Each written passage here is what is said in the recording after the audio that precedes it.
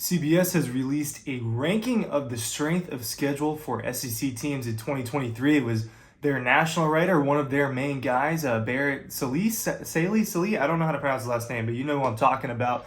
One of the national college football reporters, works for CBS. He's behind these rankings, and we're gonna look at them. And I don't necessarily have a problem with it, but he has Georgia with the easiest schedule in 2023. So let's examine that. Let's look at some of the other schedules because there's some counterpoints to it. But it's not a black and white thing, all right, where it's just like, oh, Vanderbilt has the hardest schedule, right? Because you look at that and Vanderbilt's bad. So there's some things to analyze. First, real quick, Double Dogs, Dawg Instruction, these two books. Double Dogs, the link is down below for that, as well as Dawg Instruction, but the 2023 Preview Magazine. You get that free with your purchase of Double Dogs. If you want that separately, you can get that separately. That is an option on our Shopify. All these books, all these magazines, you got all sorts of options for entertainment and or gifts, right? So let's talk about the schedule. He's got Florida with the hardest schedule. Ole Miss, South Carolina has the top 3 hardest. Throws Alabama and Auburn in the top 5. You got to go all the way down to number 14 to find Georgia's name on this list. So what did he say about the Dogs? He said, the Bulldogs are on a quest to three-peat, and if they don't make the college football playoff, the season has to be considered a disaster. Their only Power 5 non-conference matchup is the interstate rival Georgia Tech, and they don't have road games on consecutive weeks until they travel to Tennessee prior to the season finale against the Yellow Jackets. Georgia has Ole Miss as its rotating cross-division game, which is going to be tricky. Coach Kirby Smart's crew only has 3 true conference road games since the rivalry showdown with Florida is in Jacksonville. And yes, that's true. And you look at Georgia's schedule, and it's been a buzz for the entire offseason. It's been a buzz for a while that this looks to be easy. And now, you know, the Oklahoma game got removed. UT Martin is your opening game. 6 p.m., right? Has there been a night game in San Francisco in a while? You get that first one being 6 p.m. That one should end in the dark. But you look at this. UT Martin, Ball State, right? Right off the bat, those are 2 games that Georgia should not only win, but they should dominate. And then you get South Carolina home at 3:30 as your first test. And I think that is going to be one of the more difficult games for Georgia this year. And I don't think there are a lot of difficult games. I agree with Barrett Sallee that this is probably the easiest schedule in the SEC for a few reasons. One, no, Georgia doesn't. This year, Georgia does not have a non-SEC Power 5 program that they're playing. And that obviously was scheduled and they got removed. That is not all in Georgia's control. And so the unnecessary attacks in that direction, right? It's just not doesn't need to be there. But even then, the road schedule is not hard.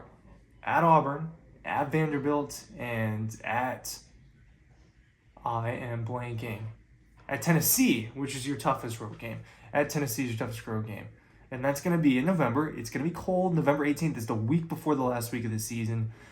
That's Georgia's toughest game on paper for sure, in my opinion.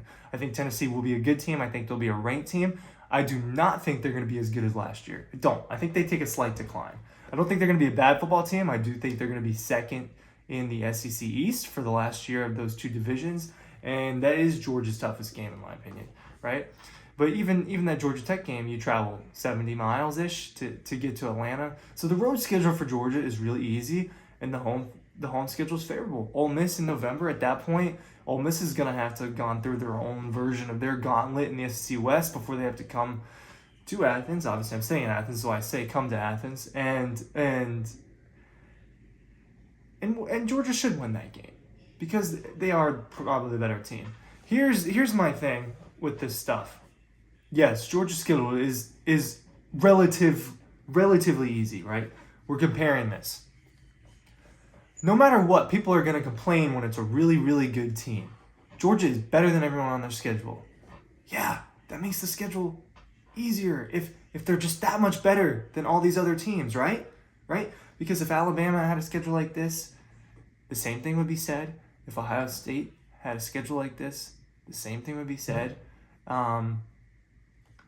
If Tennessee had a schedule like this, or let's say let's say this is Kentucky's schedule. Let's say this is Kentucky's schedule, and it was the exact same schedule, and Georgia's on it, right, instead of Kentucky. But Georgia's on the schedule. Everything else is exactly the same, but it's Kentucky.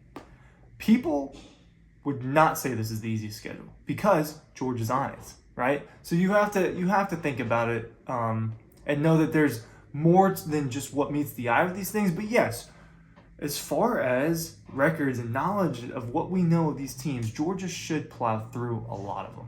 They're not going to be without struggle. We've seen that. Georgia struggled in multiple games in 2022. They struggled against Ohio State in the Peach Bowl. They struggled against Missouri.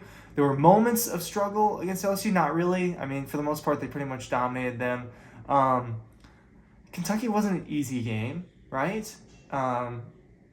They had to battle it out in the first half against Kent State. There were moments of struggle. Samford, the 33-0 game, people didn't think that was good enough, right?